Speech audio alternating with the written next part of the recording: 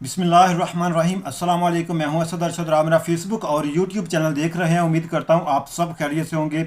नाज़रीन कराम, वज़ीर-ए-आज़म पाकिस्तान ने मुज़ाकरात के लिए कमेटी तश्कील दे दी है। इस कमेटी में कौन कौन से नाम शामिल हैं आपको बताऊँगा। इसके अलावा पाकिस्तान तहरीक-ए-इंसाफ ने ड्राफ्ट तैयार किया है। इस ड्राफ्ट में पाकिस्तान तहरीक-ए-इंसाफ के मुतालबात क्या हैं, यानी कि पाकिस्तान तहरीक-ए-इंसाफ जो है वो कौन से मुतालबात हैं जो कल जो मुज़ाकरात के दौरान हुकूमत के सामने रखेगी। ये ड्राफ्ट आपने लाजमी देखना है। तफसील से आपको बताऊंगा। इसके अलावा नाज़रीन किराम, रचर्ड गर्नेल का अकाउंट जो है वो असली है या फिर नकली है, ये प्रोपेगेंडा किया जा रहा है, लेकिन सबूतों के साथ मैं आपको दिखाने जा रहा हूँ कि उसका अकाउंट जिसके ऊपर वो बार बार लिखता है फ्री इमरान खान, फ्री इमरान खान, वो असली है या फिर नकली है, आपने ये भी देखना है। इसके अलावा इमरान खान को जल्द ही अडयाला जेल से निकाल कर बनी गाला मुंतकिल कर दिया जाएगा। ये बड़ी खबर है, ये आपको आगे चलकर बताऊंगा, तो आपने मुकम्मल देखना है इस वीडियो को। तो आगे बढ़ने से पहले गुजारिश करता हूं कि इस वीडियो को लाइक कर दें, चैनल को सब्सक्राइब करें और कमेंट बॉक्स में पाकिस्तान जिंदाबाद ज़रूर लिखें। नाज़रीन, सबसे पहले जो कि इंतहाई अफसोसनाक खबर है 26 नवंबर के हवाले से है।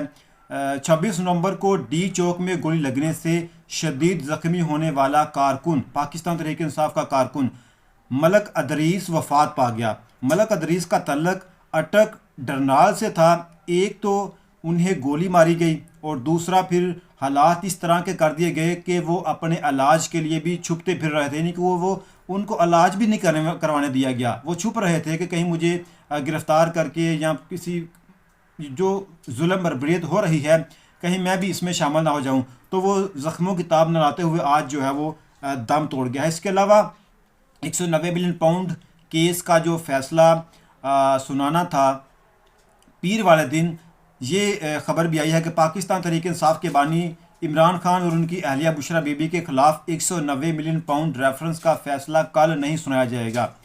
गुज़श्ता दिनों एहतसाब अदालत ने 190 मिलियन पाउंड रेफरेंस का फैसला महफूज किया था और ऐलान किया था कि फैसला 23 दिसंबर सुनाया जाएगा, यानी कल सुनाया जाएगा पीर वाले दिन। लेकिन अब ये कहा जा रहा है कि ये फैसला जो है वो नहीं सुनाया जाएगा। इस हवाले से एक नई तारीख जो है वो दी जाएगी।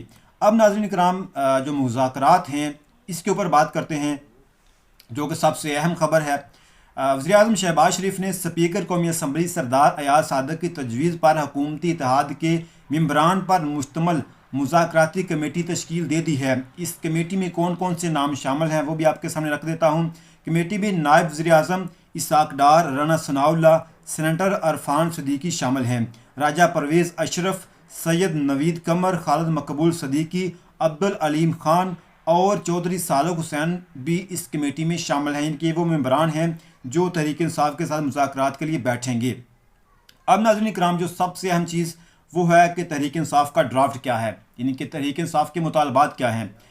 ज़राए के मुताबिक, PTI के मुताबिक पाकिस्तान तहरीक इंसाफ की जानब से 5000 से ज़ायद सियासी कैदियों की रिहाई की फुर्सत तैयार कर ली गई है।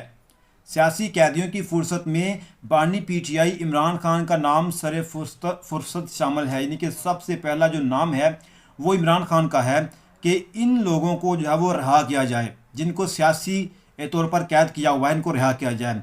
इसके अलावा मुज़ाकरात के दौरान PTI सियासी कैदियों की रिहाई 9 मई और 26 नवंबर के वाक़यात की तहकीकात के लिए जुडिशल कमीशन के क़याम के मुतालबात भी रखेगी, यानी कि उन्होंने कहेंगे कि 9 मई और 26 नवंबर को जो वाक़या हुआ है इसकी तहकीक के लिए एक जुडिशल कमीशन बनाया जाए।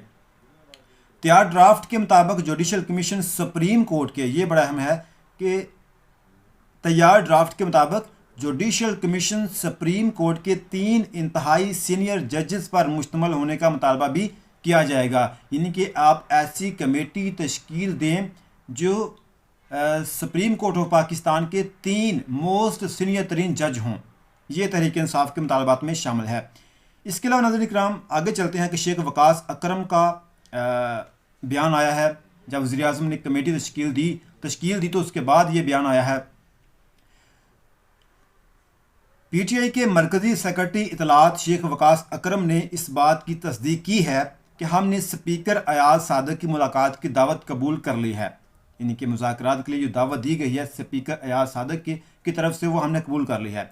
शेख वकास अकरम का कहना था कि कल हमारी मुज़ाकराती कमेटी मुलाकात के लिए जाएगी।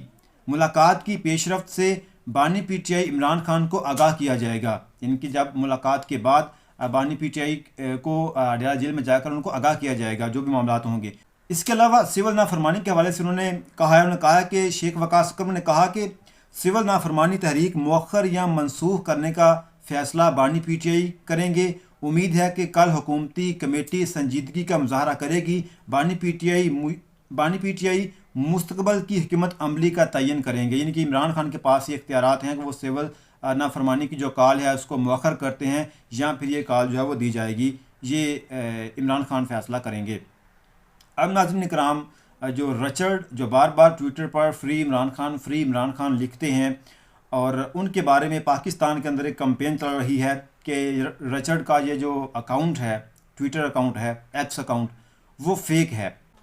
इस अकाउंट के बारे में, रचर्ड के अकाउंट के बारे में जो वकार मलक हैं उन्होंने कहा है कि हुकूमती जोकर्स ये ट्रंप के अपने अकाउंट से ट्वीट है। यानी कि वो समझा रहे हैं कि ये देखें कि डोनाल्ड ट्रंप ने ट्वीट की है। इस ट्वीट के अंदर उन्होंने रचर्ड को टैग किया है, यानी कि उसके असली अकाउंट को टैग किया है। और अब आप जब इसके असली अकाउंट के टैग के ऊपर जब क्लिक करेंगे, यानी कि जो ट्विटर हैंडल जो है उसके ऊपर क्लिक करेंगे तो ये वही रचर्ड का अकाउंट खुलेगा, ओपन होगा, जो फ्री इमरान खान लिखता है। यानी कि ये अकाउंट असली है। उन्होंने कहा कि हुकूमती जोकर्स ये ट्रंप के अपने अकाउंट से ट्वीट है जिसमें इसने रचर्ड गर्नैल को टैग किया हुआ है। अकाउंट के वो कहते हैं कि अकाउंट पर क्लिक करें और चेक करें, अकाउंट असली है, गर्नैल भी असली है और आपकी बेइज्जती भी असली वाली हो रही है। यानी कि जो वो फ्री इमरान खान लिखते हैं, जो भी मामला चल रहे हैं वो सब जो है वो असली कर रहे हैं, ये कोई फेक अकाउंट नहीं है। तो तहरीक इंसाफ के बारे में ये कहा जाता है, बल्कि प्रोपेगेंडा किया जा रहा है कि ये जो रचर्ड का अकाउंट है ये तहरीक इंसाफ वालों ने फेक अकाउंट बनाया है और ये ख़ुद ही जनाब अली मौज मस्तियाँ कर रहे हैं। ये प्रोपेगेंडा किया जा रहा है, लेकिन ये सोशल मीडिया है, ये कोई पुराने वक्तों की खबरें नहीं है कि 9 बजे की खबरें सुन लेंगे और सुबह उठकर 8 बजे की खबरें सुन लेंगे और जो भी टीवी के ऊपर आएगा वो ठीक होगा, ऐसा नहीं है। अब लोग रिसर्च करते हैं। इसके अलावा नाज़रीन किराम, आलमी मंजरनामा जो बदलता हुआ नज़र आ रहा है। इमरान खान की रिहाई जो वो जल्द होती हुई नज़र आ रही है। सहाफ़ी हैं अजमल जामी, उन्होंने व्लॉग किया और उन्होंने अपने व्लॉग में ये बात कही। उन्होंने कहा कि आलमी मंजरनामा बदल रहा है। ये हुकूमत और इस्टेब्लिशमेंट अब आलमी दबाव बिल्कुल बर्दाश्त नहीं कर सकते। यानी कि जो हुकूमत है और इस्टेब्लिशमेंट है ये आलमी दबाव बर्दाश्त नहीं कर सकते। ये 9 मई या किसी केस में इमरान खान को सज़ा नहीं दे सकते। अब मैंने जो आपको पहले खबर दी है कि 190 मिलियन पाउंड का जो केस है उसकी सज़ा जो है उसको आगे डाल दिया गया है। यानी कि अब नहीं सुनाई जाएगी क्योंकि अब मुज़ाकरात का मामला चल पड़ा है, तो ये केस को आगे ले गए हैं। मुज़ाकरात के बाद की तारीख दी जाएगी। उन्होंने कहा कि ये 9 मई या किसी केस में इमरान खान को सज़ा नहीं दे सकते। इमरान खान को बनी गाला शिफ्ट कर दिया जाएगा। ये उन्होंने कहा है कि जल्द इमरान खान को बनी गाला शिफ्ट कर दिया जाएगा। इसके अलावा नाज़रीन किराम, शहबाज गिल ने मरीम नवाज़ को आड़े हाथों लिया है। उन्होंने कहा कि फ़र्ज़ किया इन मुजाहरीन ने कोर कमांडर हाउस पर पत्थर मारे। जिन नौजवानों को 9 मई केस में सज़ाएँ सुनाई गई हैं उनके हवाले से शहबाज गिल ने कहा है। उन्होंने कहा कि फ़र्ज़ किया इन मुजाहरीन ने कोर कमांडर हाउस पर पत्थर मारे, डंडे मारे और अगर इस पर 10 साल सज़ा सुनाई गई है या सज़ा बनती है तो नैब के दफ्तर पर चढ़ाई करने वाली मरीम को तो उम्र कैद और सुप्रीम कोर्ट पर चढ़ाई करने वाले नवाज शरीफ को तो फांसी होनी चाहिए। ये उन्होंने मुतालबा किया कि ये भी माजी में ऐसा कुछ करते रहे हैं तो इनको तो फिर ये सज़ाएँ मिलनी चाहिए। इसके अलावा अमान मज़ारी ने बड़ा अहम बयान दिया है आज। उन्होंने कहा कि रेडी वाले को 9 मई के वाले से ही है, रेडी वाले को भी 9 मई केस में अंदर कर दिया गया। बाद में पता चला पुलिस वाले उससे मुफ्त में मूंगफली खाते थे। जब उसने मुफ्त मूंगफली देने से इनकार किया तो उसको पकड़कर 9 मई में अंदर कर दिया और उसके ऊपर ये मुकदमा जो वो डाल दिया। यानी कि रेडी वाले को पकड़कर जब उसने मूंगफली नहीं दी तो उसको भी जेल में बंद कर दिया और 9 मई का मुकदमा डाल दिया उसके ऊपर भी। इसके अलावा नाज़रीन किराम, राना सनाउल्लाह ने 9 मई वालों को जो सज़ाएँ हुई हैं, जिन लोगों को सज़ाएँ हुई हैं उनसे मुतल्लिक़ राना सनाउल्लाह ने कहा कि आज जिन लोगों को सज़ाएँ हुई वो ये कह ही नहीं सकते कि उन्होंने जुर्म नहीं किया। उन्होंने जुर्म करने के बाद खुद अपने साथियों को पैगाम भेजे कि उन्होंने ये अमल किया है।